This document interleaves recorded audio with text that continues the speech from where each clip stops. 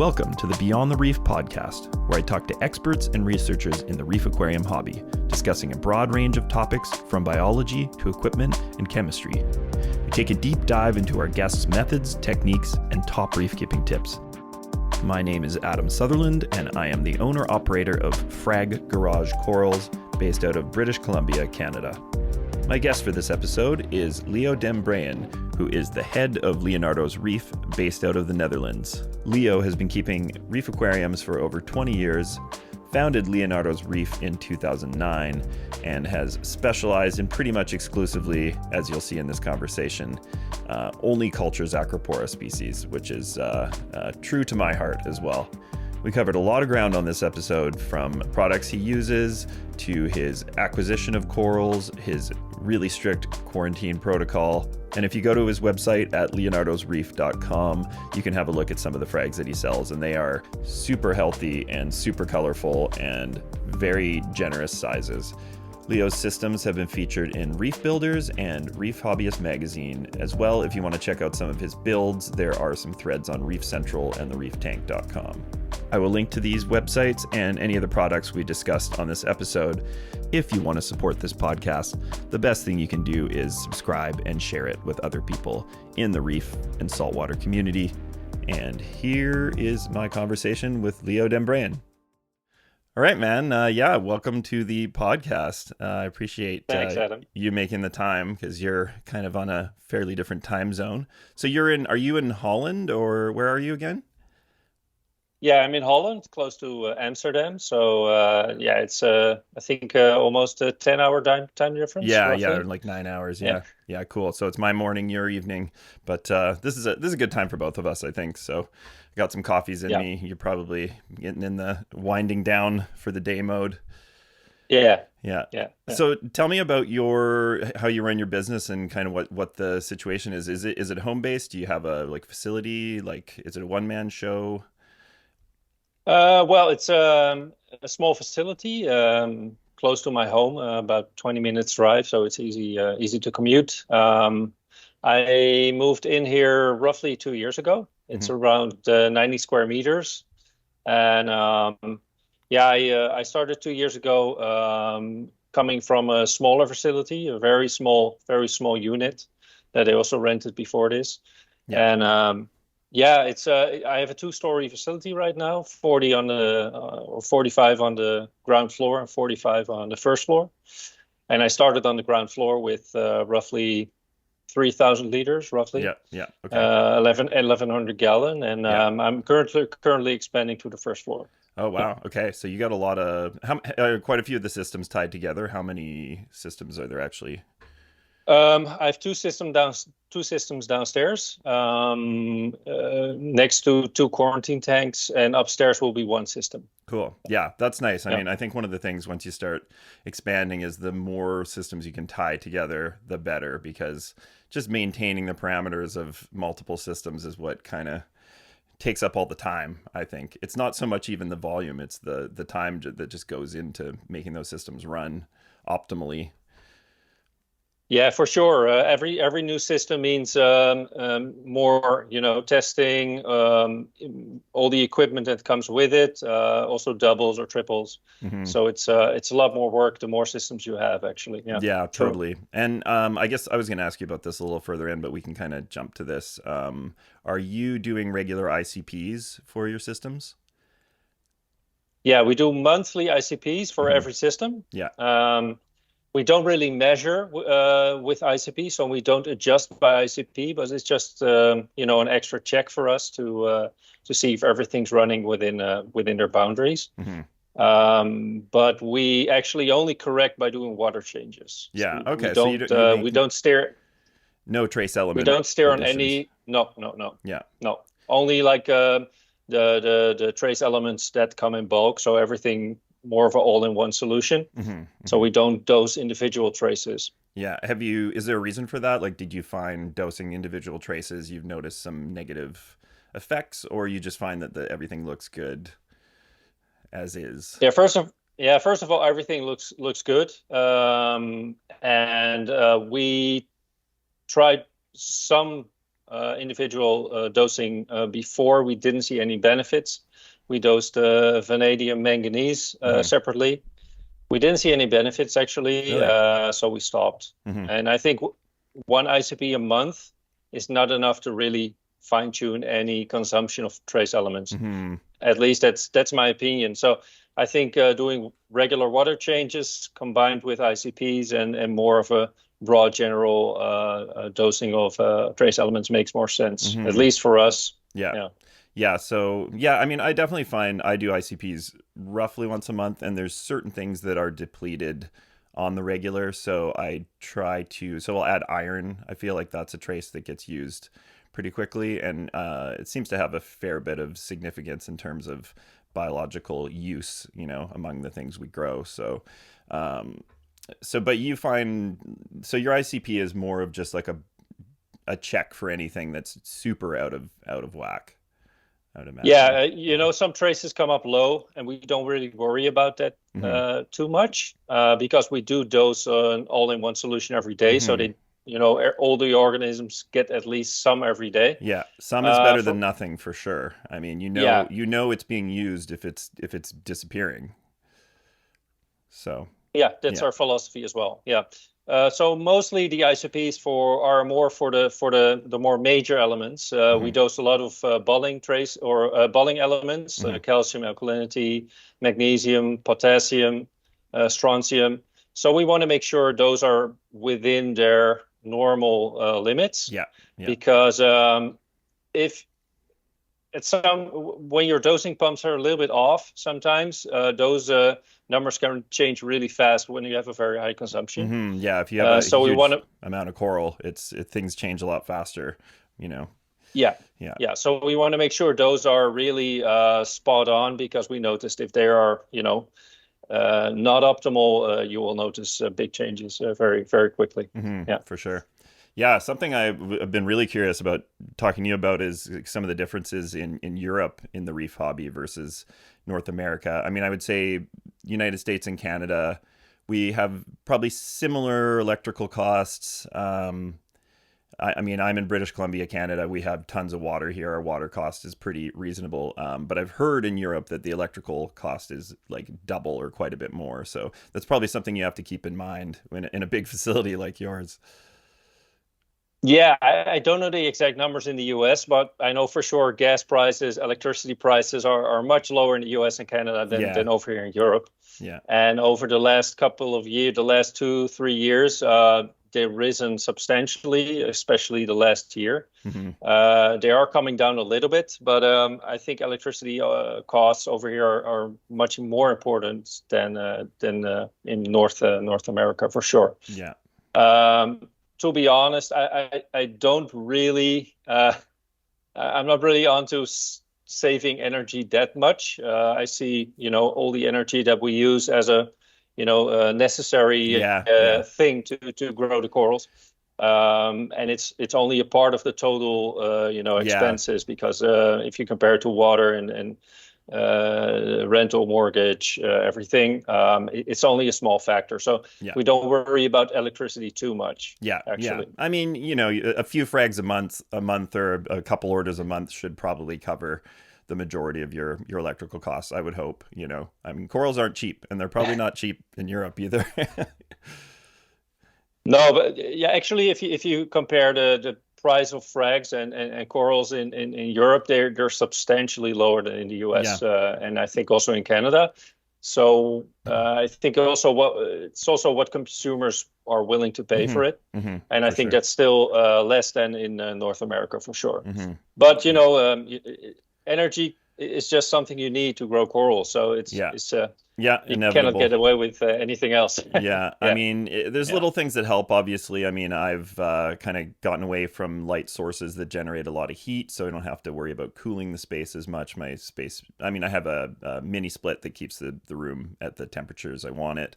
But you can definitely, I feel like you can cut down a little bit of cost by using more DC pumps, obviously LED lighting.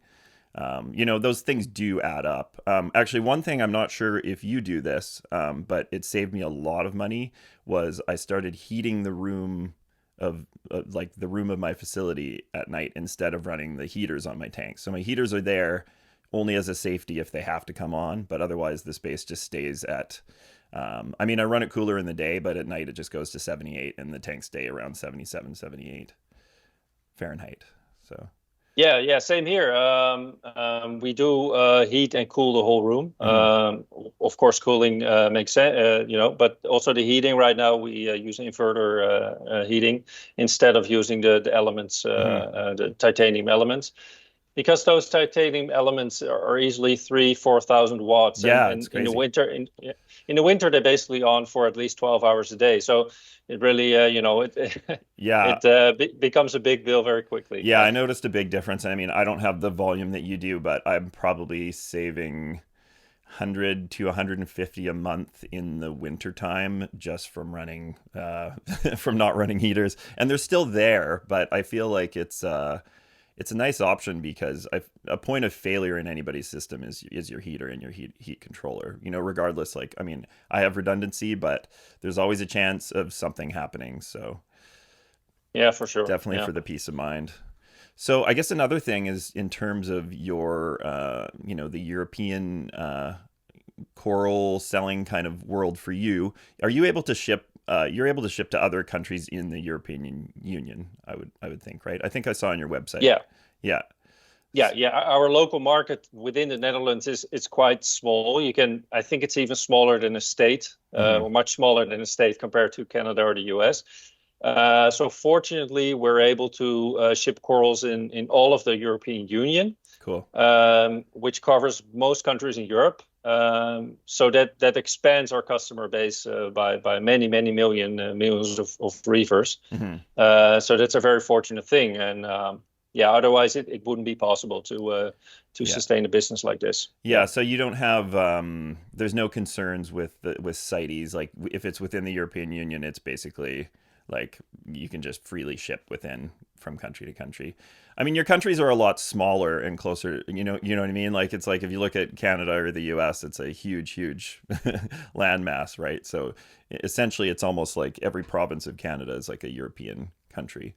So, but yeah, Yeah. it's been difficult to like. I would love to get more stuff from the states, and we have strict guidelines for shipping corals, even if they're aquacultured. Other than zoanthids and some soft corals, which don't require CITES, it's very difficult. I get phone calls and messages all the time from customers wanting me to ship to the states, and I'm just like, I can't even answer people anymore because it just drives me crazy. I wish I could. Yeah, I actually have the same. I also get messages from people in the US. Can you please ship to the US, or is it possible, or can we arrange something? I said, well, I would love to, but it's just not possible. Yeah. And also the other way around. I would love to get some corals from the US, but Hmm. but it's, I think, close to impossible, or at least very expensive to be able to do that even. But yeah, I feel your pain in that way. Yeah. Yeah, I mean, definitely a lot of the name, U.S. major U.S. name pieces that I have been kind of essentially snuck over here, or kind of, they've been brought over in a way that's, maybe somebody went over the border and put it in a water bottle, or they're like Walt Disney got into Canada like I don't know 10 or so years ago, and it's cool to see where a coral goes from being brought in to the amount of people that have grown colonies and sold frags, and you just see how it spreads. It's pretty cool actually. Yeah, for sure. Also the Walt Disney and the other named corals are sold here.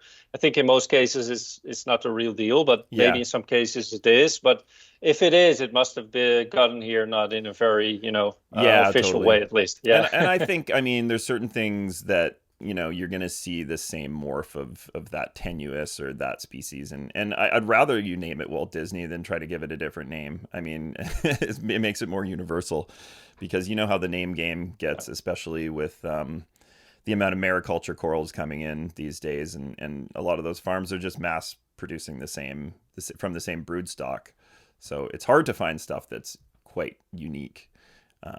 Yeah, actually, on that note, one coral that I have never seen come from a mariculture supplier is orange passion. Do you guys have something like orange passion?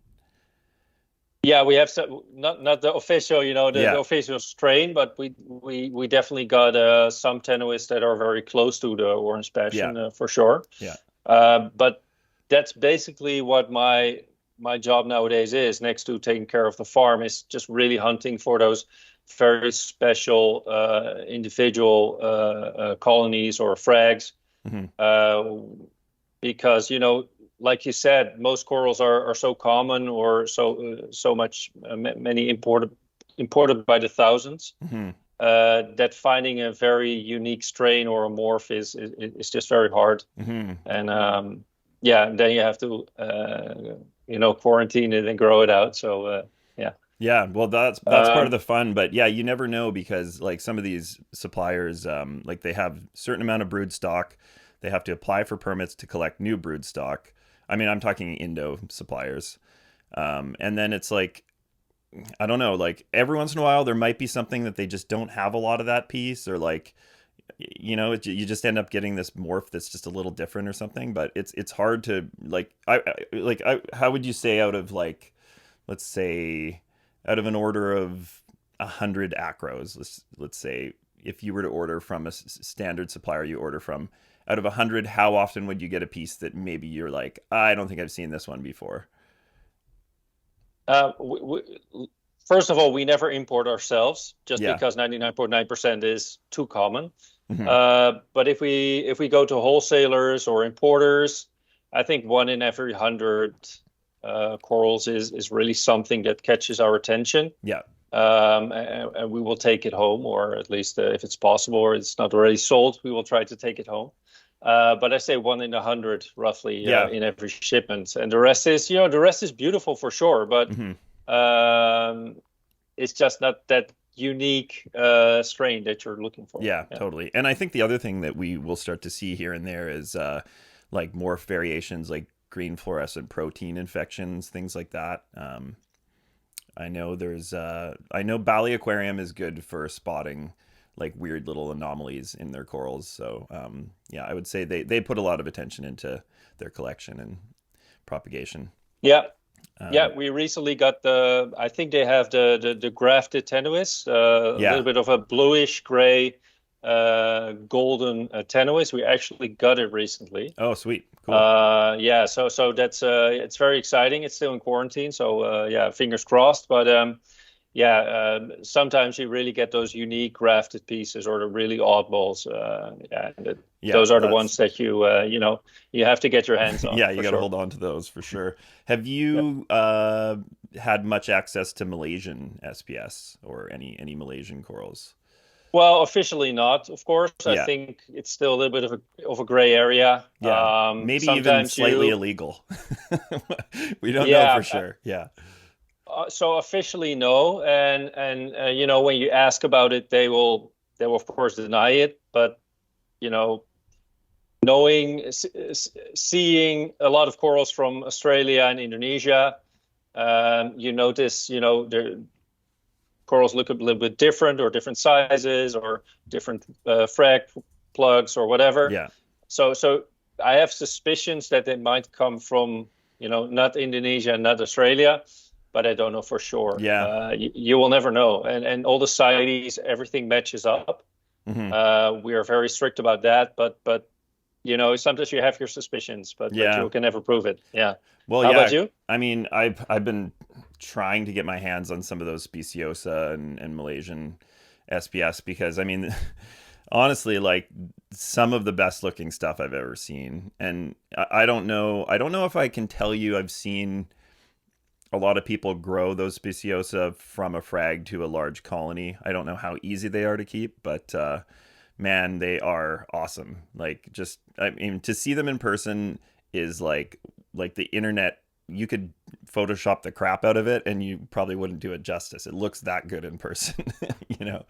So, yeah, I would like to get some of that stuff, but it's yeah, we'll Yeah. see. We'll see how things go. I mean, things are either going to potentially get easier to get, but I think probably harder to get, you know. Yeah, you never know. You saw what happened with the whole Indo ban a couple of years ago. Yeah. never take for granted that you get all these shipments from Indonesia and Australia, because you never know, it can just be over within one day. Yeah, definitely. Um, And I'm yeah. prepared for that, to be honest. I mean, I'm farming enough coral now that I feel like I can sustain. It's just the difference is you're not going to have anything new, or the only new things you're going to have are what you can trade within the hobby, right? Yeah, so if import stops, it's gonna change. I think you can still hunt for those special species, but they will come from different farmers or different hobbyists instead of just imports. Yeah. Um, yeah, I think we're prepared for it as well. I think we have roughly about 300 Acropora species right now, because we actually only farm Acropora and not Hmm. Montipora and Gonio. We actually really, I don't really care about those Really? to So begin just with. acros. You don't have Yeah, it's any just euphilia or anything like that. Wow. Nice. Yeah, and I mean, yeah. I'm really, I'm very niche within a niche, basically. yeah, yeah. Well, your Yeah. corals on your like the pictures of your stuff look very, very nice. Like nice frags on your site too. Nice chunky big frags. Um, yeah. I mean, I don't know. It's I would say SPS are my primary coral that I grow and sell, and I'm probably the most passionate about. But I've done pretty well growing Euphilia. I've got hundreds and hundreds of heads of hammers and torches that I've grown from my own starters. So it's nice to be able to say that they're fully aquacultured too. Yeah, for sure, especially with the torches and a lot of issues that exist with imported torches at the moment. Yeah, I think it's good to see a little bit more Euphilia being aquaculture right now. Yeah, yeah, for sure. totally. And I've had some breeding too. I've had a few torches end up on my egg crate, little baby torches. So I've isolated them and moved them onto frag plugs. So I would love if I could, or if the hobby started to get a bit more information about what triggers it, and if we can kind of get it down to a bit of a science, because I think that's definitely a future of the hobby thing, is to get it more into breeding. Yeah, for sure. Upstairs we will also have like a dark room where we can do a little bit more spawning Cool, experiments, cool. because I think it's it is the future of the hobby for sure. And I think you have to stay on top of it. And so that's definitely something where we're looking into much more Yeah. in the coming months and years. Yes. Yeah, I mean, another aspect to that too would be potential cross pollination of morphs. Because, I mean, speaking of, say, shutting down importing, how are we going to get new corals? Well, if we start being able to merge some of these morphs together, like we're going to get some interesting corals out of it. One of the torches I have that's one of the best holy grails that's in the game is a torch that was actually a supplier in Montreal had them breed in his system. And I've seen holy grails come in from the wild, and none of them look as good or are as hardy as that one. So, that's a really cool example of where that can go eventually. Yeah, for sure. If we ever get to the point we can crossbreed corals as we do with plants, and we can really select for certain shapes and colors and Hmm. and and, and growth forms, yeah, that would be great. But I think It'd that's be pretty something cool. for the future. Yeah, Yeah, getting yeah, very scientific. Yeah. yeah. So back to the European style reefing. I'm curious, like, what are the popular brands and methods you guys use? I know you have some good companies, obviously. Like Fauna Marine is in Europe. You've got Aquaforest. Yeah, what are you primarily using there? We use almost exclusively Tropic Marin, Okay, because we work together with them. So cool. yeah, that makes sense for us. So that means the bonding method, the Pro Reef salt, and the trace elements, and the food. Yeah, We try to keep it as simple as possible. We don't use a lot of additives next to the basics. But all the basics that we use are from Tropic Marin at the yeah, moment. yeah. And yeah, we have great success with them. So we're not willing to experiment with other brands.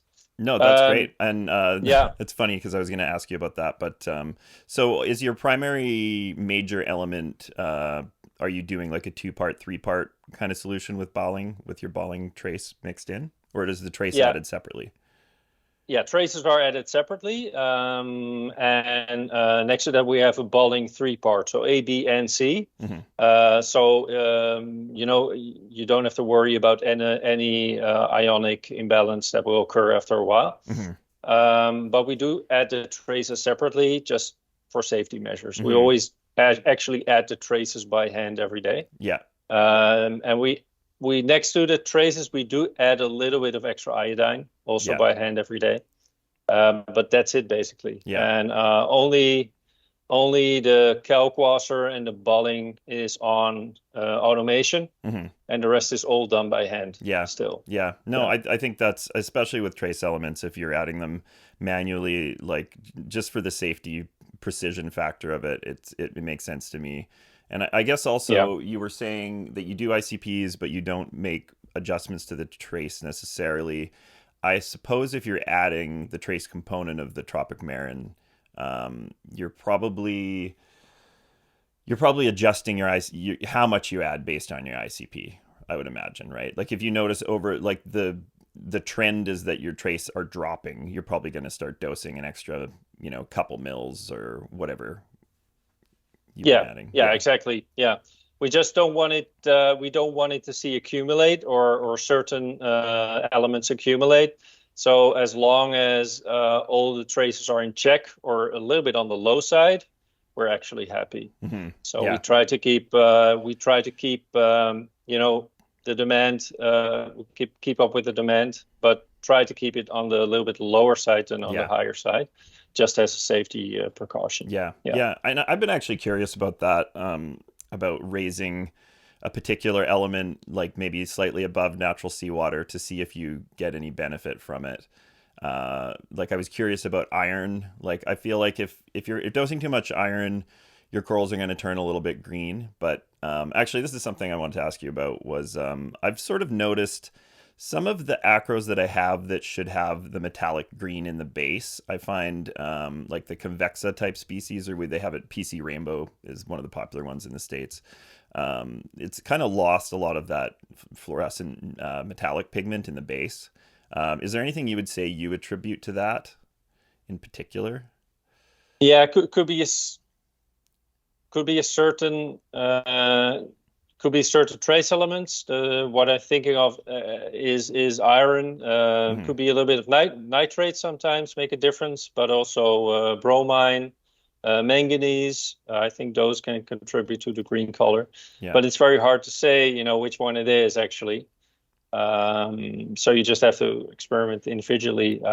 But in general, I think I'm trying to avoid too much green pigment actually, because the yellow golden corals are very popular. And you want them yellow. You want them as yellow as possible.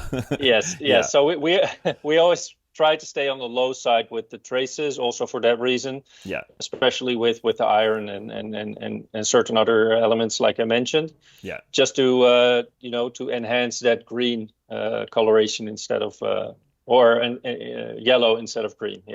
Yeah. And I wondered, because you think metallic pigment, you think it has to do with trace metals, but it's also just more of a the coral pigmentation is reflecting light in a way that appears to be metallic to our eyes. So it's hard to say. I've been putting a little bit more regularly. I've been adding iron as an experiment to see if it changes it, because I know my nutrient levels are in the area I want them to be. Most of my other trace are all kind of sitting in a reasonable range. So I figured it's worth a shot. I won't let my iron go too high, but I'm going to just try raising it a little. If the yellow corals start going green, I'll probably back it off. But it's not like it's going to be this thing where I walk into the room one day and the corals are all green. So no, for sure. Yeah, and I think iron is used up and also bound to different other elements like phosphate so quickly that if you really overdose it or dose it in a high dosage, it will basically be unmeasurable again within a couple of days. Yeah, for sure. Especially, I think if you're running any nutrient export via algae scrubber or refugium or whatever, I think that plants are very good at pulling out some of those metals. Yeah, for sure. Yeah. So are you doing anything for nutrient reduction other than growing a lot of coral?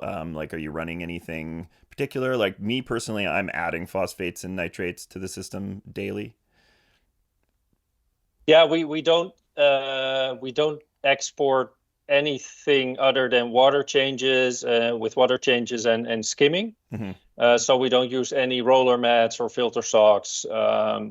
So basically, skimming is our main export, but I would say like coral growth is the most important Yeah, export method of nutrients. it's really the best too. Uh, yeah, it's definitely the best. And we don't add a lot of nutrients other than food, basically. So Hmm. we don't add any liquid phosphates or nitrates. We just try to add more food. So we try to really be on the front side of the import of nutrients in the form of food, also powdered food, liquid foods, a lot of different frozen foods. And if phosphate or nitrates show up a little bit low, we just feed a little bit more, Yeah, or we skim a little bit drier, yeah, but we don't add any phosphate or nitrates in liquid form. No. yeah, yeah. I actually programmed my skimmer to turn off when my pH hits. My pH runs pretty high because of the calc that I use.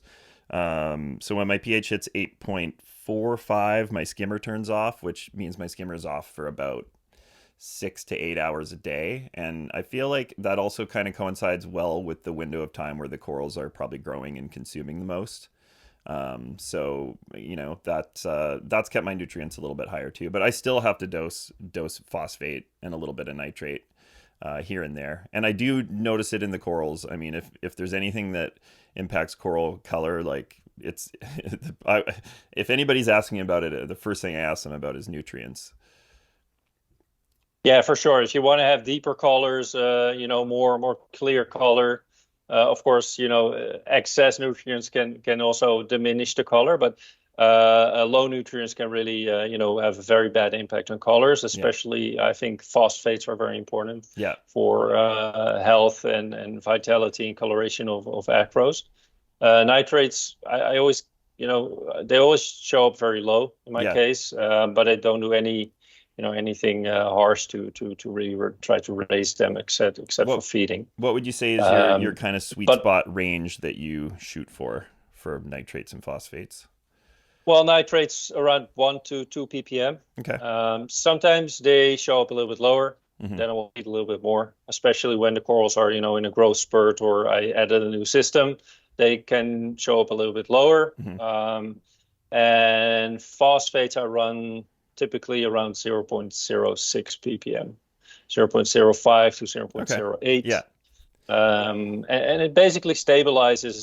The system stabilized on those parameters, and I'm not trying to adjust it in any way. Yeah. Yeah. Yeah. So yeah, you're probably a little bit of a tighter ratio than the 100 to 1 that some people talk about. But I would agree. I have Yeah. had low nitrates sitting in that 1 to 2 range and my phosphates around zero point zero 0.05 to zero point zero 0.07 and things look super happy. That seems to be a Yeah. pretty supportive area. But I've also seen systems where the nitrates are 20 and the phosphates are zero point 0.1 to zero point 0.2, and those systems work really well too. So yeah, I mean I feel like every system like kind of wants to find its settling point, and sometimes like that can get out of balance, obviously, depending on what you feed and certain things you do. But I definitely find like if you just leave a system alone and you let it establish, it'll kind of find its nutrient kind of base point. Yeah, if you don't mess around too much and you have your fixed way of maintaining the tanks, it just sets in a certain sweet spot, and Yeah. I don't try to alter it too much. I tried because of the ratio in my case is really off. If you have to trust other hobbyists, Hmm. because the nitrates are Lower. actually much lower than they should be. So I try to experiment with adding nitrates in a liquid form, and it just had a very bad impact on coloration Hmm. and growth. Hmm. Both really were negatively impacted. So I just stopped doing it, and just let it go where it wants to be. Hmm. What Yeah. would you say was the noticeable impact from dosing nitrates directly? Well, the consumption of alkalinity and calcium was negatively Mm-hmm. impacted almost directly. Mm-hmm. And just the coloration became much too dark. The Mm-hmm. yellows became more green, but also, all the purples became very dark. Yeah. It just wasn't an improvement for us. Yeah, So no, it's a reminder to just use your eyes and look at the corals, and if the corals are healthy and happy, then don't mess around with it. That being said, I do strongly believe that a complete bottom out of phosphates can cause acros to RTN. I really believe that. Because I've seen corals start to go great looking, healthy looking acros at a time where I did a bit of testing and my phosphates had been testing 0 for about a week or two, which I try to not let happen ever, but it does happen. Sometimes it just creeps down and it is what it is. yeah, for sure. Last year we also had an issue with the phosphate levels. They really at some point they became too high, and then we tried to lower them a little bit too quickly. Hmm. And yeah, that's never a good plan. No. So I think no, I think phosphates are much more crucial actually than nitrates. And if you try to keep your phosphates measurable around 0.05 to 0.1, and try to keep them at least a little bit stable, I think it's very Yeah. beneficial for your Yeah, acros I at totally least. agree. Yeah. Especially millipora. I really noticed milliporas start to lighten up and lose some of their vibrance when phosphates got too low. Yeah, for So sure. it's definitely a They big. they like a little bit more richer water than Hmm. some other acros. Yeah, Hmm. for sure. Totally. Yeah, yeah. So I'm not going to get too into the really standard parameters questions. Unless you do anything particularly different. Like, are you in the alkalinity 8 to 8.5? Do you do anything obscure? Would you say? No, not really, because we do a lot of water changes. Maybe Yeah. that's obscure nowadays. We do around 15% every week. Hmm. So typically our parameters are really in line with the new water that we add, Yeah. which are pretty standard Yeah. actually. Okay. Yeah, So the yeah, yeah the Tropic Marine, pretty much what their yeah, reef salt mix has is kind of what you're running. yeah, Yeah. No, that's yeah. smart. I like the idea of just sticking to that range. Do you think? Okay. So would would you say there's any product or change that you've made over the years where you were like, this absolutely made an improvement on the system? We talked about something that made a negative detriment to the system was the nitrate addition. But is there anything you would say, like a product you started using or something you just shifted and you're like, this for sure did a good thing for my corals? Um, yeah, it's pretty boring, but I don't think so. I think the most important thing for us was switching to mostly frozen foods and fresh algae in compared to dried pellet Mm, foods. mm-hmm. That made a huge impact on our corals' health. So we try to feed a very diverse range of frozen foods on a daily basis, like fish eggs, lobster eggs, Mm-hmm. certain planktons, copepods, mysis, of course. Yeah. Also phytoplankton we add. So I think that whole range of foods that we add made a huge difference Yeah. compared to easy just flakes or pellets that it's much easier, especially in a situation, but they were just not feeding or contributing to the coral's health Yeah. at all. Yeah. But in products, I think iodine. I think iodine is one of the most crucial elements that you have to keep in check and add on a daily basis. I think Yeah. if you want to keep healthy acros, you have to be on top of your iodine addition. So since we're at that on a daily basis, we've seen much improvements. Yeah. Yeah, Okay. yeah, Yeah. Daily iodine. Yeah. I would probably say I feel similarly about potassium as well. I would say if you're going to kind of pick two element, I mean, potassium isn't really technically a trace element. It's a pretty major element, but if you're going to pay attention to anything, those should be the two that you care about outside of the yeah. major alkalinity, calcium, magnesium. So yeah. Yeah, potassium, strontium as well. we always keep them in check by our monthly ICPs. We make sure they're staying in range, but our experience is that if you do like regular water changes, they will stay in check. And they're also, I think they're also in our part C bulling. Actually, there's a little bit of strontium and potassium in there as well. So they will never be too low. But I agree that a low potassium level can be detrimental, especially for the Montipora species, right? Yeah. Or do you Definitely. also see in your acros, or where do you see the Yeah, most? I've seen a like a very direct correlation in a system that was low in potassium, where the Acropora natalensis, or rainbow loom they call it here, that one just would not do well in a certain system. And when I finally brought up the potassium, it was good to go. It was low. It was like 320, 330. And so I slowly brought it Yeah, up to yeah, 400, and it was like, yeah, it was great. So it's nice when we can get some hard evidence of things. Like it's we're often changing things, but how often are we doing one thing at a time and really waiting to see how it plays out? It's hard, especially when yeah. you're in panic It's all mode. yeah, If you're in panic mode, yeah, for sure. It's all of our observations. It will always be anecdotal for, I think, for all reefers, but maybe if we combine all the information that we gather together, we can make some sort of make sense out of it, right? mhm, Yeah, but definitely a low potassium level can be detrimental. We experienced it in some Monty caps mhm, in the past. They will become really pale and bleach out when the potassium level is really low. So mhm, yeah. mhm. Okay, this is kind of a funny one, but what would you say as far as products and methods that are on the market or people are doing right now that are like the biggest waste of time, like the biggest kind of bullshit? Waste of time or waste of money? uh, wow.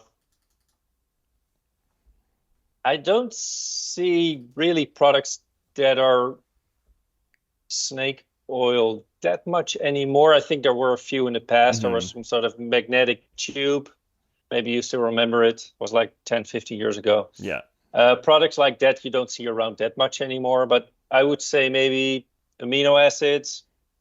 Yeah. Uh, for me, it's a little bit of, it's just very expensive nitrate in a bottle because, amino acids are converted so quickly to nitrate. I think when you blink twice, it's already Yeah. converted to nitrate. Uh, I would agree so on, I and think sorry, go ahead. I didn't mean to interrupt you there. I don't really want to I don't really want to trash any products because it does people, it makes people feel good about doing something for the corals, doing Yeah. something for the tank. You can never prove that it does nothing also, so it's very hard to trash it beforehand without any evidence. Yeah. But I don't see any, products that are really a scam at the moment because I would point them out immediately. But I think, the hobby is moving in a very decent way and a very, science and evidence-based way in Hmm. general. Hmm. So I don't see a lot of, know, uh, scams around at the moment, Yeah. other than, maybe some drops that do not so much and are sold for a too high price. Yeah. Yeah. Yeah, but I mean, yeah, for example, in your systems, you're not running filter socks or filter rollers, and a lot of people are putting filter rollers on systems, and some people love it, and I just think it's another piece of equipment that you have to maintain and deal with all the time. So, like, you've proven that you've made it work in your systems with no, essentially, would you say, detritus filtering medium? Yeah, for sure. It's a little bit of the printer cartridge business Yeah, model, yeah, the filter rolls. great business model. Yeah, so I think for some people that don't want to, they don't do water changes or don't want to, hose off the detritus every once in a while. It's a very good solution. But for us, we do water changes anyway, and the detritus accumulates in one corner. We suck it off. Yeah. And so for us, filter rolls will be an extra expense and something to keep in check, something to maintain. So for us, it doesn't make sense, but maybe for someone with a smaller home system, Yeah. it's a very a very handy piece of equipment. So I wouldn't say it's, it's a waste of money, but we would never use it. No. Yeah, yeah, for sure. What are your sumps like? Are your sumps, do you keep live rock in the sumps, or like what's the situation like down there? Dark? Yeah, right now we use yeah, they're dark. They're actually made of HDPE. They're very big plastic boxes. Hmm. And they're, totally empty besides the skimmer and return pumps. It's not divided in any different sections, so it's basically one big section Hmm. that maintains the stable water level by a float switch, Yeah. and it's completely empty. We run all the systems without any gram of media, so we don't have any biomedia in any system Hmm. at all. Hmm. Not one single live rock in any system. Oh, So wow. Okay. that's also something that is not possible, Yeah. uh, and we still do it. And we never run into issues with ammonia or nitrites or Interesting. anything. Yeah, Yeah, so basically yeah, your biomass of your system is your corals, your fish, whatever is growing on the racks. yeah. If there's a little bit of accumulation of coralline or whatever. But other than that, there's really no media. So your only real surfaces for bacteria are your tank surfaces, Yes, pretty much. exactly. Okay, Yeah, that's interesting. I feel like yeah, that's a something for people to consider because there's always been this trend to just add the more rock the better, the more rock the better, the more surfaces the better. But those surfaces are also places for detritus to accumulate, which is it's questionable. Like my understanding of detritus is that most of the bad things that might be in it are kind of bound up in it. It's not essentially going to be leaching constantly, but I think at a certain concentration point, you might start to have a problem. yeah, for sure. I think in the case of a power outage, or if you really stir it up too much, or you know, some cases it can actually leach back, Hmm. and I think then you have a big issue. But you know, we did run media in the beginning when we just started up these systems, but we just took it out little by little, just as a part of maintenance, just rinse it a little bit, and we were just like, yeah, why would we add it back? Hmm. And at some point, we just took the media out completely. Um, yeah, and it's still running perfectly. Yeah. I do have to mention upstairs, we are currently cycling the new systems, Hmm. and we are actually cycling the new systems with fresh live rock Yeah. and with some biomedia we put in the downstairs systems for 2 3 weeks, Hmm. and we then move them upstairs just to transfer that Yeah. bacteria and all the microorganisms. So we do cycle the systems with live rock and media, but we just take that out little by little when we Yeah. add the corals. Yeah, yeah, Yeah. okay, yeah, that's cool. I helped a friend cycle a system about a year ago, and we brought in a box of live rock, like the Reef live rock, like it's manufactured, but it's kept in the ocean for 2 years, and that system cycled so fast. Like it was, like there's something about that bacteria straight from the ocean that seems to have some magic to it, and it's not surprising. Obviously, it's the natural bacteria from the ocean. So Yeah, for sure. If you look at the rocks that we just gun in the systems upstairs, they're full of sponges, yeah, small copepods, and everything. Some people will say like they're flatworms, they're crabs. Maybe they're inside. We don't know. We will, deal with them before any coral enters the yeah. tank. But I think the benefits are so much greater than the potential hitchhiker you will introduce, that we always cycle new systems with at least a small amount of live rock, Yeah, it, fresh. it could definitely save you 6 months, even a year of troubleshooting, starting from a drier, more barren, or if you're doing bacteria from a bottle. I don't think there's a great bacteria product on the market. Personally, what's your opinion? Do you guys dose any bacteria? Do you have any products you particularly like? Well, we don't dose any bacteria in our system Established downstairs. In systems. our Yeah. No, not at all. I don't think that makes any difference to add a few drops on so many liters. But anyway, Upstairs, we with the initial cycle, we added some some bacteria to increase the nitrification, just to keep the ammonia out, to some extent, to save the life on the rocks potentially. If it works, I have no idea. If it makes a difference. We're not really looking into one brand. Most of the times, I'm just combining a few brands of startup bacteria, and that's it. Yeah. It could also easily be some ammonia in the bottle. I don't know, without any bacteria inside. I could run a few experiments, just try to plate them out to see what the actual plate count is of those liquids. But I haven't done that yet. Yeah. Well, it sounds like you're getting yourself in a position with your facility to do a bit of experimenting, which is going to be super cool to see what you guys figure out. Yeah, I like I said, I built a small room upstairs to do some spawning experiments, and I'm still a teacher in university for 2 days a week. So I can also work with students at the university or upstairs to do some coral experiments or microbiology experiments. Yeah. Cool. So what is your background? So it's very cool. What is your background? My background, I studied biology and business administration. So makes sense. Yeah, first business administration, worked for a couple of years, and then made the switch to biology, and currently working university. Yeah. So yeah, and actually now I'm combining the two.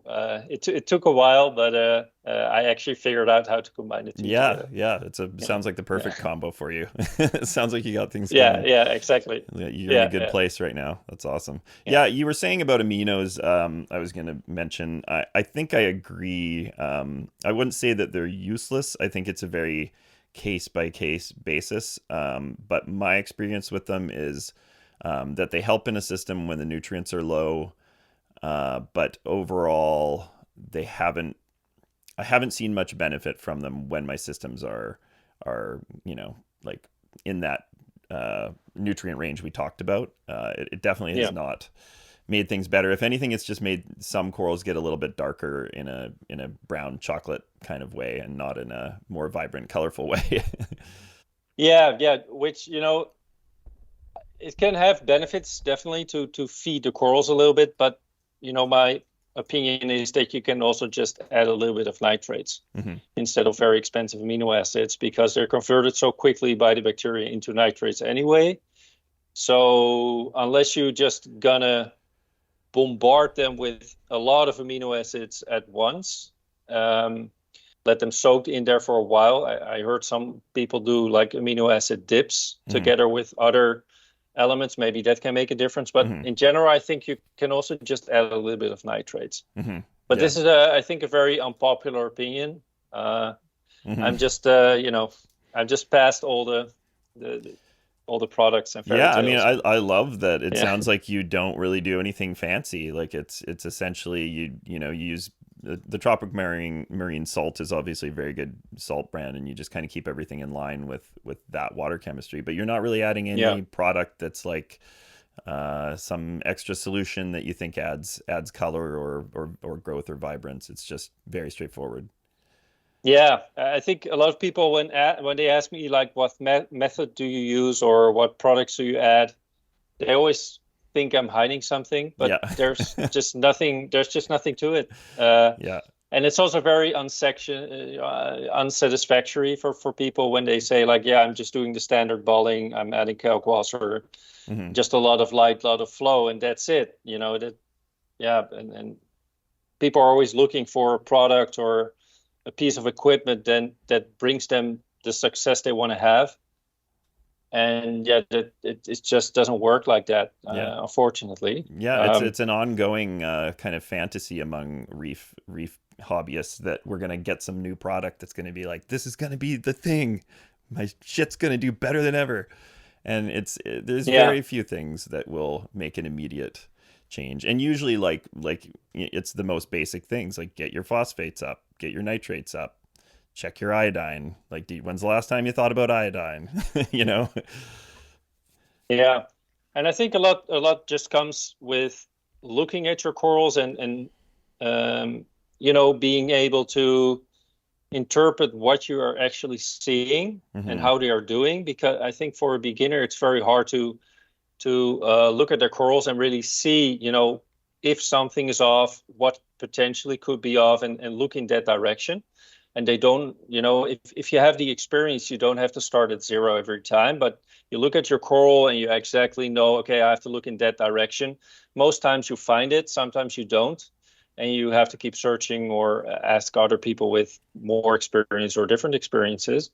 But I think that's the most important thing. Just observe your corals and learn Learn to observe. how they behave, and learn Yeah. how to observe. I think that's one of the most important things, that you just cannot buy that. Yeah.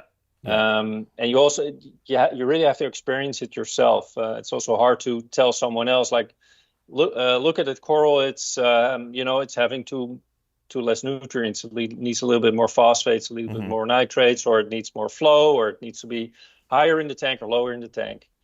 It's just something you learn over time, and yeah, Yeah. that's sometimes hard to accept. No, I totally agree. It's the little things like the sort of the tissue of an acropora. If you really look closely, does it look thin? Does it look kind of fat and sort of like, Yeah, kind of juicier? yeah, How do the yeah. polyps look? When you look at the polyp, do you kind of see zooxanthellae on the actual polyp, or is the polyp kind of faded? There's so many little things that you can start to pick up on. I think a really good sign of healthy acros, especially, is just seeing a lot of axial growth popping up. Especially when Yeah. fragging will trigger it, but if a coral is just actively wanting to put out growth tips all the time, then that's probably a good sign that that coral is in good health. Yeah, for sure. If it's still basing out, so forming new base, if you see like a growth edge on the base and a lot of actual growth, Yeah, you're definitely doing something right. yeah, And if growth, sometimes the acro also doesn't grow for a year, yeah, yeah. and then you change the location and it Or make starts a to little grow chop, again. make So a little cut or something, yeah, make a mess with it cut, a make a little. chop. Yeah, Yeah,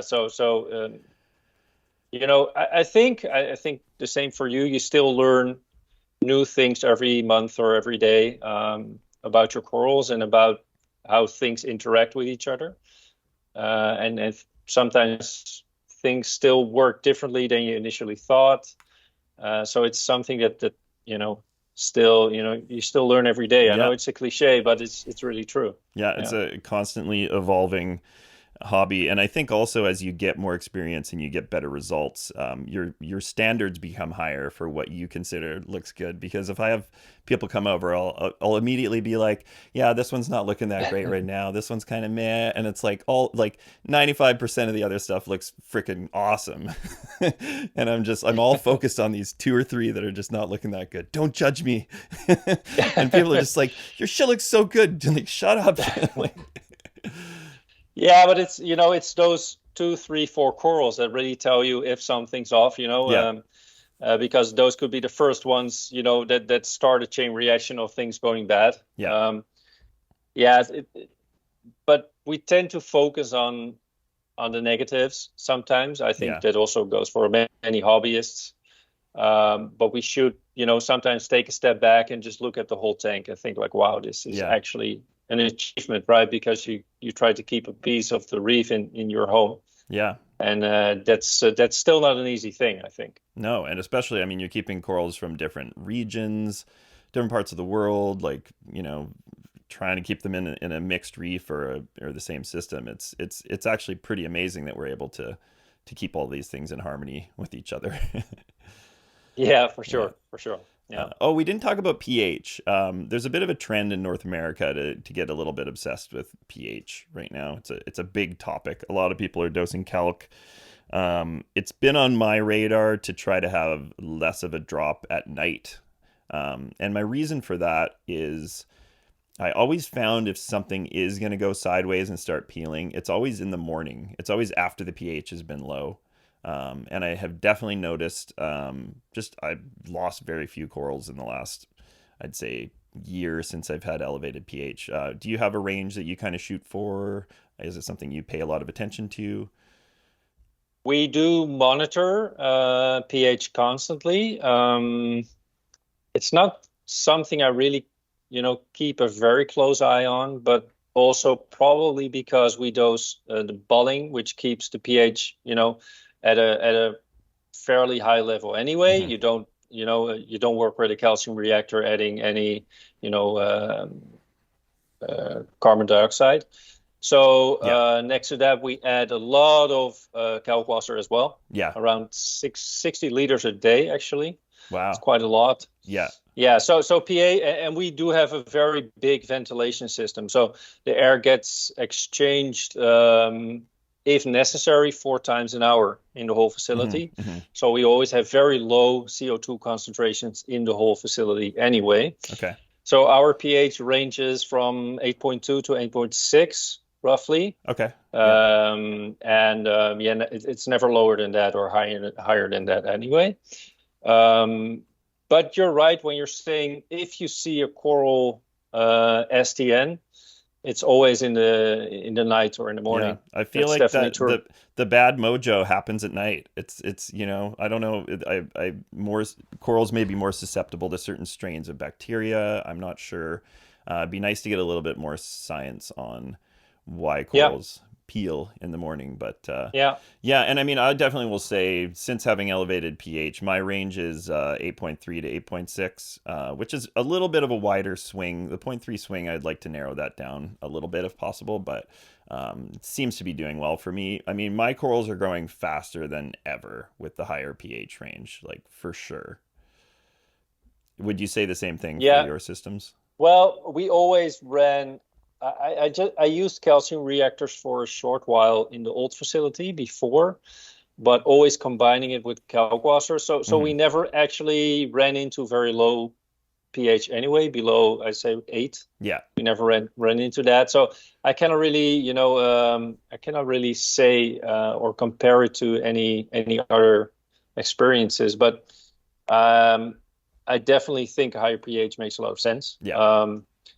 I think there's possibility of going too high. You're getting to issues with precipitation or other issues like certain ions getting out of solution. But I think it's very hard to go that way with normal Kalkwasser. And Yeah. if you're not getting into the sodium hydroxide and Yeah, those totally. compounds. Totally. Uh, Yeah. And I, which, I think everyone that want to experiment with that, I think they should go ahead yeah. because they can potentially bring the hobby much further again. But we definitely don't want to go that route. So Kalkwasser for us, combined with the bulling, is good enough Yeah, for now. yeah. Yeah, Well, and running calc as something you add to your system it's not a huge commitment. Like if you say you just have a small system and you just want to start dosing, I don't know, like let's say 5 mils a minute or something like that.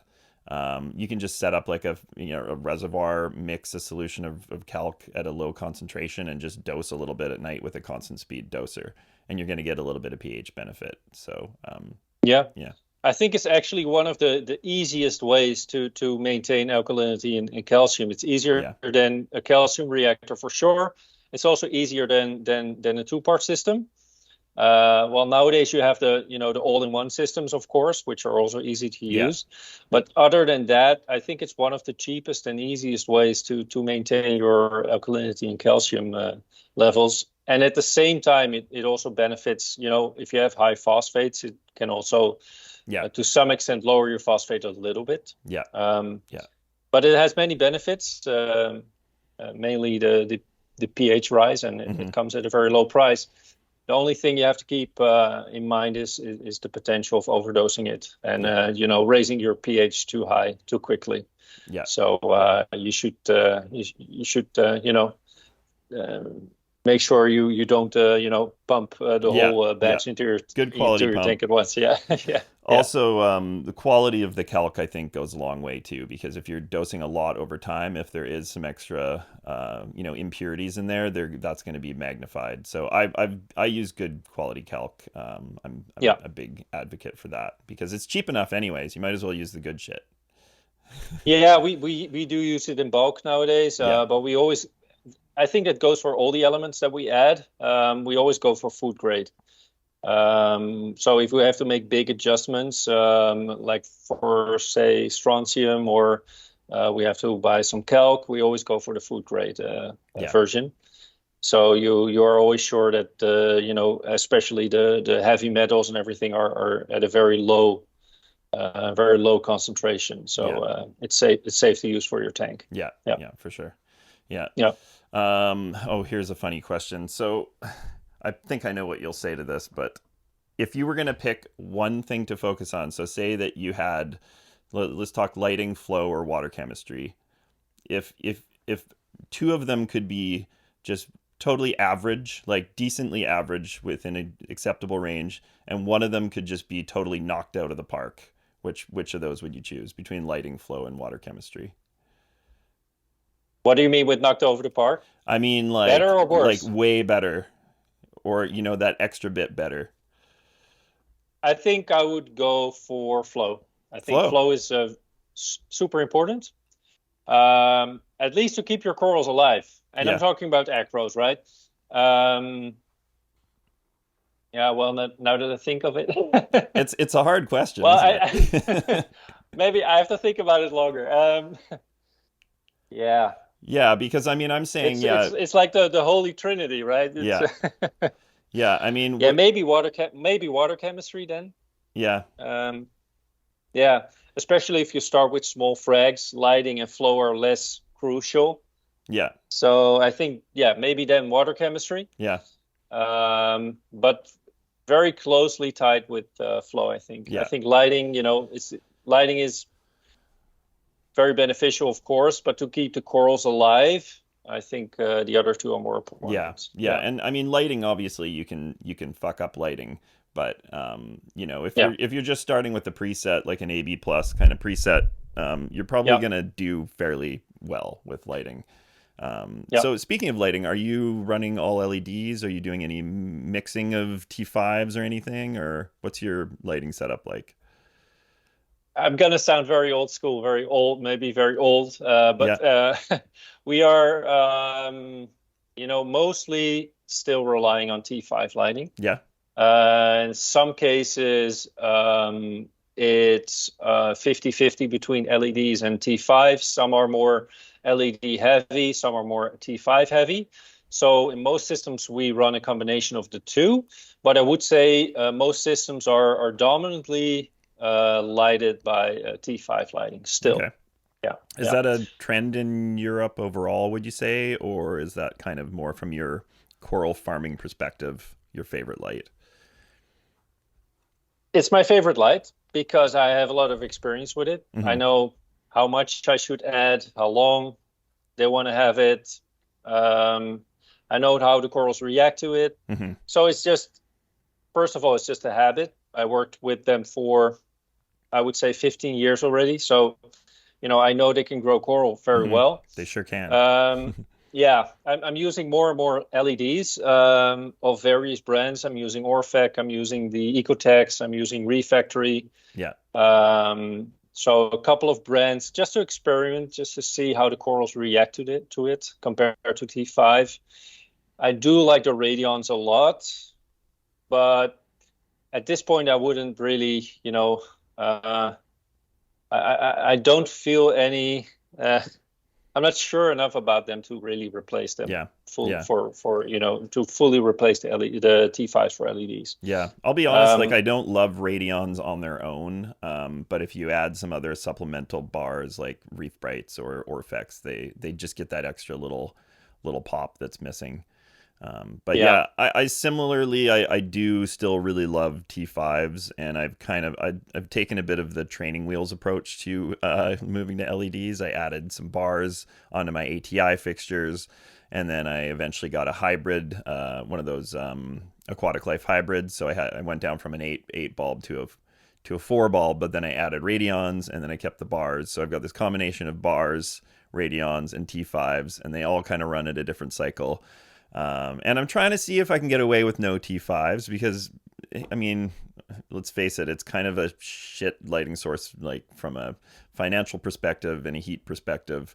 But it just fills the tank so well. It blankets the corals with light so well, and I think that's why corals respond so well to it.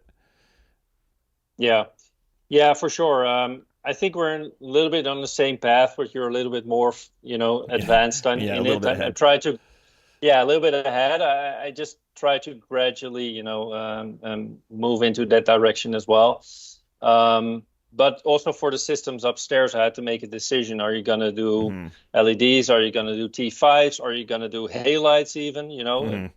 Everything was on the table. But in the end, I still chose to do the T5 LED hybrid Yeah. solution for now. But I do have one system that has 6 Orfec bars and 65 bars. So that's really going into like the 50-50. Hmm. Maybe in the future, I will just, add 4 or 5 more Orfec bars and see if I can run that system totally on the Orfec bars. Yeah. Because those bars really fill the tank up pretty well Yeah. as well, like very similarly to T5s actually. Yeah.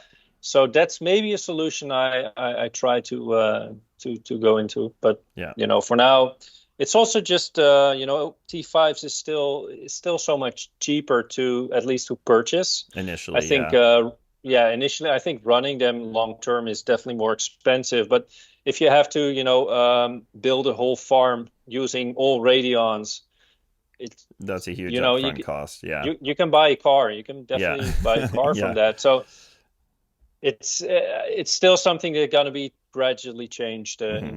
into LEDs for us at least. Yeah. So I'm assuming, are you running mostly 5-foot T5s then?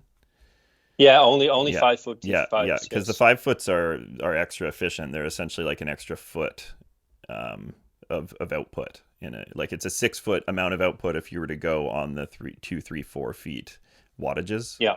Yeah. Yeah. So they're bright. I mean, I remember testing an ATI 8 bulb 5-foot at the water surface, and it was like 800 par or something like that. It was crazy high. Yeah. Yeah. Yeah. If we run this system behind me, we run an ATI hybrid Hmm. fixture. So that's a 4 times 75 watts of LEDs in the Yeah. middle. Then you have 8 T5 bulbs, Yeah. and I put 4 XR15 radions next to it, Whoa. just as an experiment. Yeah. They're not. If you all switch everything on at the same moment, I get like 1300 par at the surface. Wow. Mostly coming actually from the T5. So the T5 really, the output is crazy. Yeah. Of course, they're not running all at the same time, at the same time of the day, but Yeah. Yeah. it's just a fun fact. Yeah. Those especially those ATI hybrid fixtures are power monsters for Yeah. sure. They are monsters. Yeah, but you can bake an egg on top of it. Yeah, It's, I bet. Yeah. So do you have a par range you kind of keep the majority of your acropora in that you kind of shoot for? Yeah.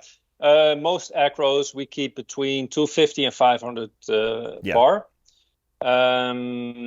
Most, the typical Valida, Millipora, Microclados, Yeah. Nasuta, all those species we keep a little bit on the higher side. And for us, the tenuis actually do better a little bit on the lower side, between 250 and 300. Hmm. Their coloration is much deeper. The polyps are much more extended. So while some people have the experience that tenuis does better at very high par, for us it's better a little bit on the low side. Hmm. I would agree. I would But on definitely agree. the more yeah, really okay, Yeah, great. with tenuous. So on the edges on the tank is roughly 250, 300 par, and in the middle you will get the more the hot spot, so Yeah. to say, with 450, 500. Yeah. I would say. So how about you? Yeah, I would say very similar for my systems. The outside edges get around 250, 300, maybe a little higher, and then towards the center, I think my surface is around 500. And probably where the highest acro is actually getting hit with light is probably 4 to 450. So I'd probably say I'm 50 par below you, but similar range for sure. Yeah. What acros? We have a couple of What acros would you say love light the most? I mean, I would probably say milliporas can take a lot of light. Milliporas I think they can take. Yeah, I wouldn't say unlimited, but I think you can go up to 1,000 par. Yeah, it would be fine. Yeah, wow. It's just a matter of getting them used to it. Yeah. I think mostly all Australian colonies Some of them actually we keep a few centimeters under the surface in the middle of the tank, so they definitely get a little bit higher par. Yeah. I think all Australian corals can have a lot of par. Milliporas for sure. All the shortcake species, so to say, especially the Australian shortcake species. Yeah, definitely. They can have a lot of light, a lot of flow, and they actually, otherwise they won't do well, actually. Yeah. No, that makes sense. I mean, if I haven't gone diving in the Great Barrier Reef, but apparently all the best diving is just, within.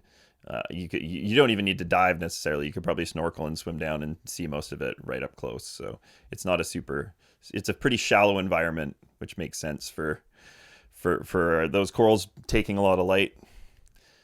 Yeah, clear water, open water in most cases, those reefs. It's different than, the more turbid reefs in Indonesia sometimes. So for us, the Australian corals in general receive more light. Yeah.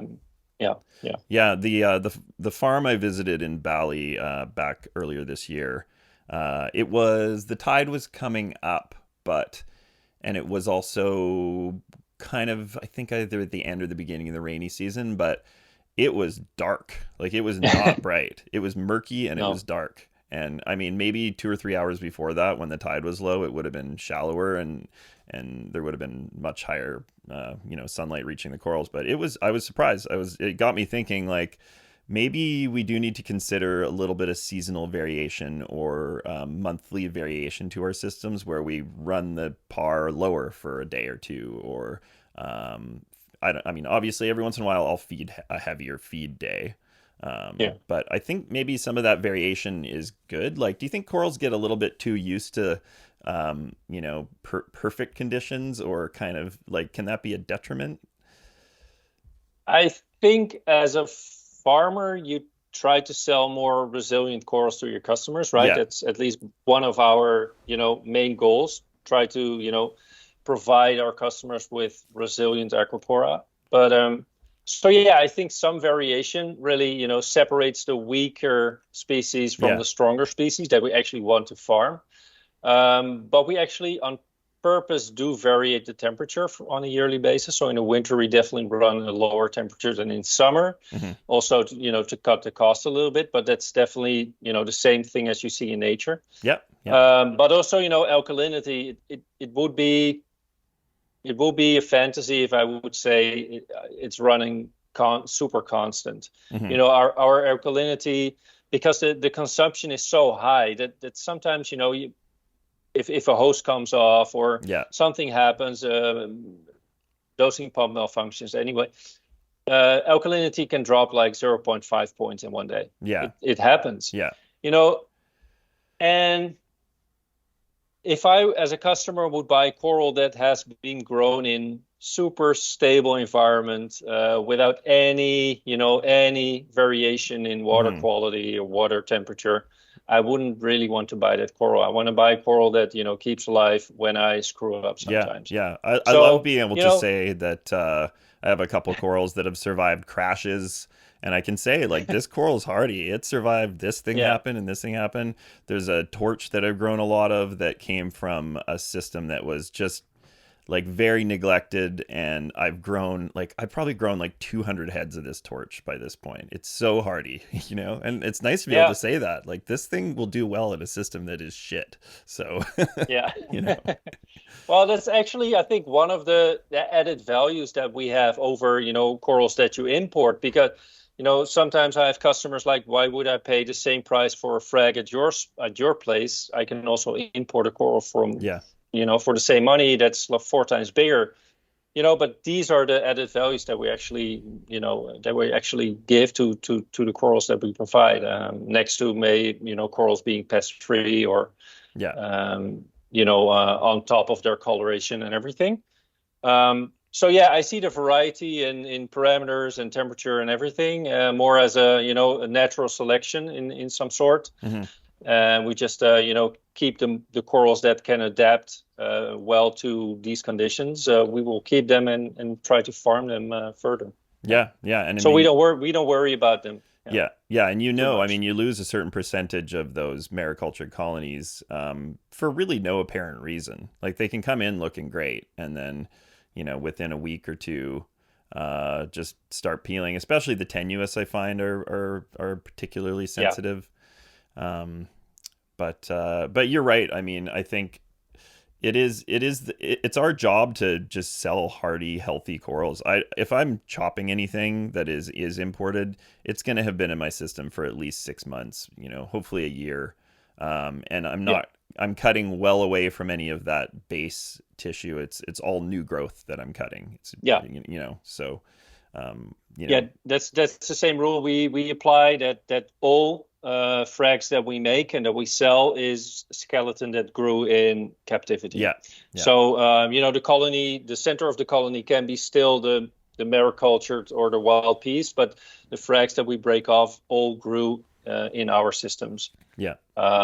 Yeah, that's a general rule we have as well. Yeah. Yeah. Yeah, Yeah. and I've Yeah. seen the same very coral that I have fragged some of the new growth off of. I've seen the colonies peel on me out of the blue for no apparent reason, and the frags that were made that I had grown past the sort of initial colony size do totally fine. So Yeah.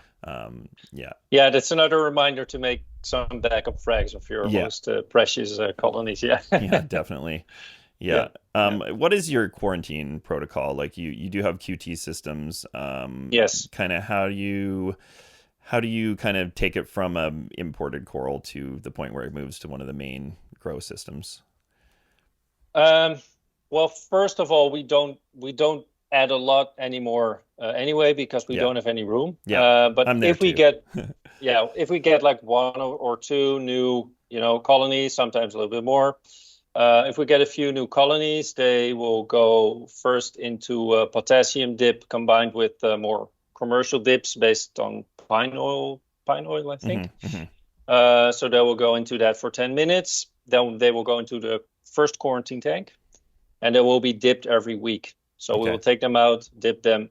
And it's important to say that all the colonies are cut off their bases, and all the non-living tissue is basically cut off Hmm. immediately before they even enter the quarantine tank. Um, so yeah, they will enter the first quarantine tank, will be taken out, be dipped.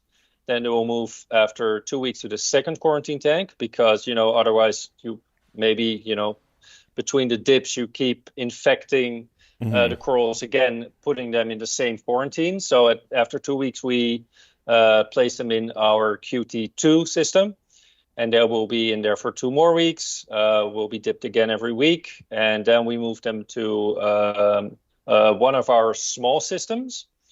That's one of the main systems. So one of the more, Hmm. systems we also use for, our mother colonies, Yeah. but it's not connected to the biggest system yet. Yeah. And we will put it in there for at least a couple of months to let it grow out a little bit to see how it behaves.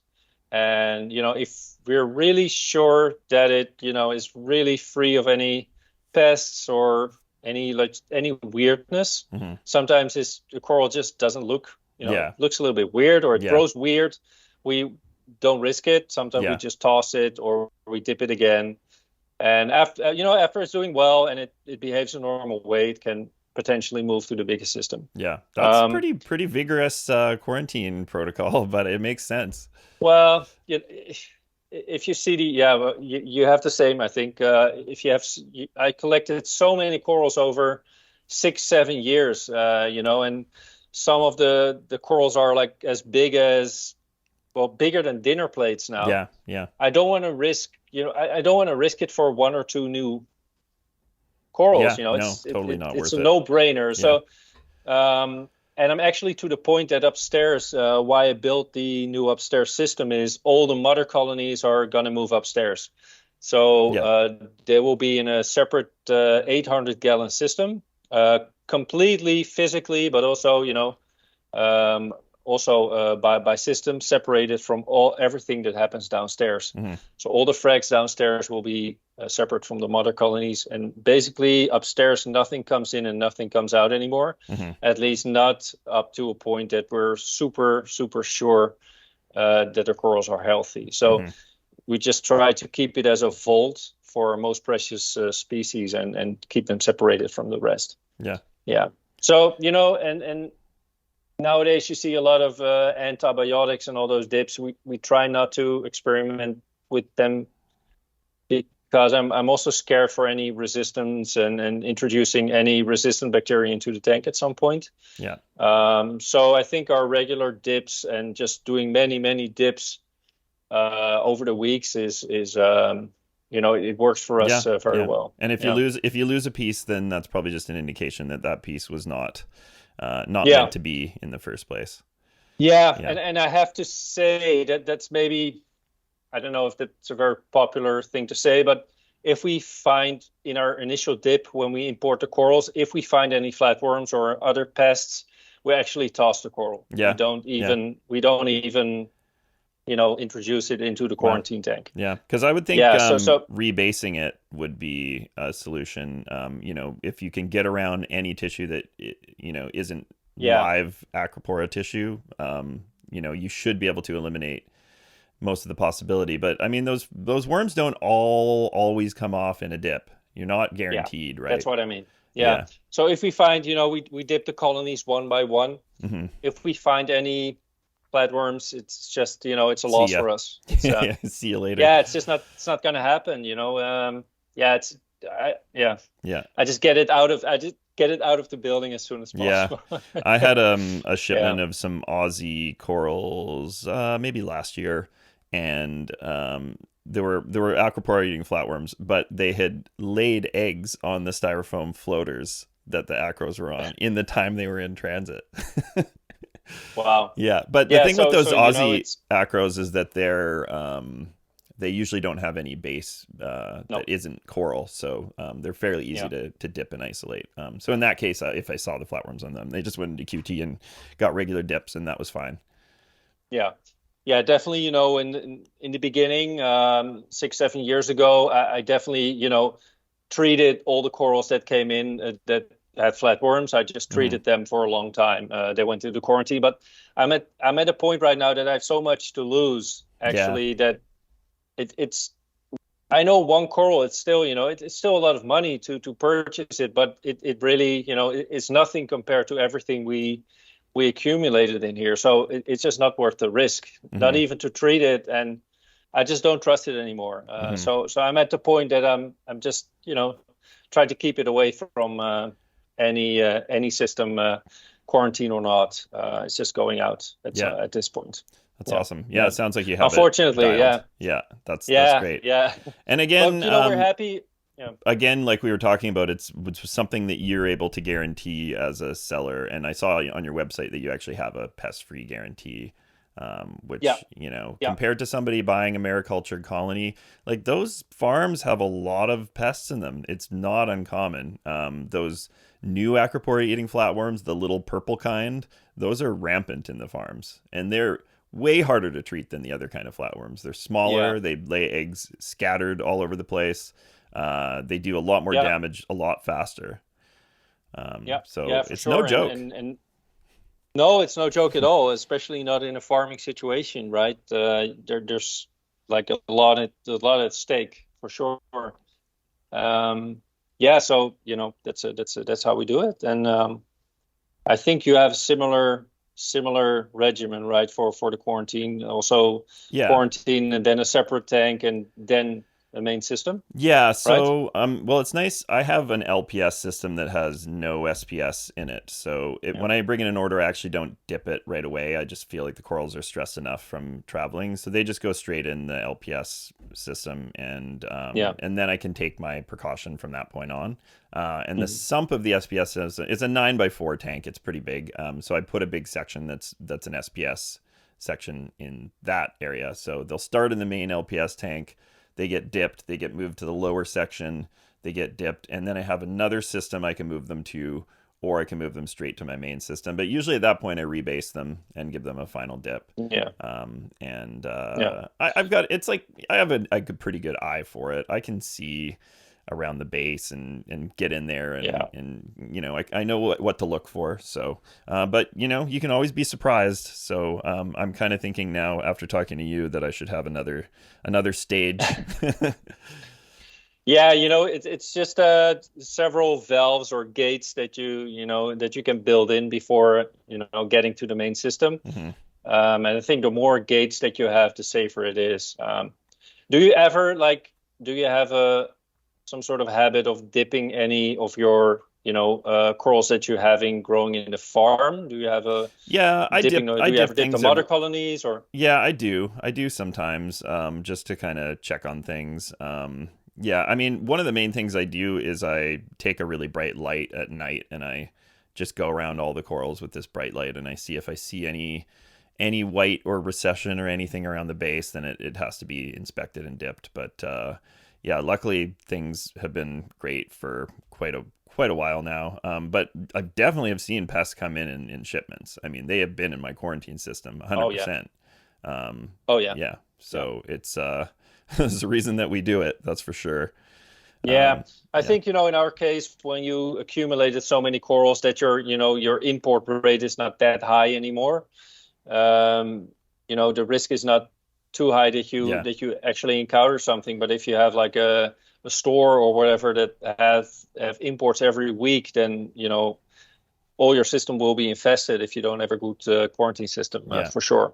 yeah, Because what you said, the pieces from Bali, but also Australia, they just contain a lot of pests. yeah. Some of them very, in the sometimes it's just fermented snails, Hmm. which are Yeah, still pests, but yeah. they're not deadly that Not a so parasite. much. Yeah, No, but yeah. in some cases it's some bugs or some flatworms, Hmm. and that's much worse. Yeah, for Yeah, sure. definitely. Yeah, Yeah, and I mean, I think in the case of say the Aussie corals, they collect and then they bake them in their facility for a certain amount of time before they ship out, and those facilities probably have flatworms in them. yeah, Like it's probably a chance that it's coming from there, yeah, but I'm sure they're in because in nature there's going to be biological control for those kind of things. So yeah, yeah. hard to say, They're still going to be in there, but just probably one or two individuals. The rest is just eaten by some natural predators. But yeah, yeah, the totally. soon as you put them in a holding tank, that's not there anymore. So Yeah, yeah.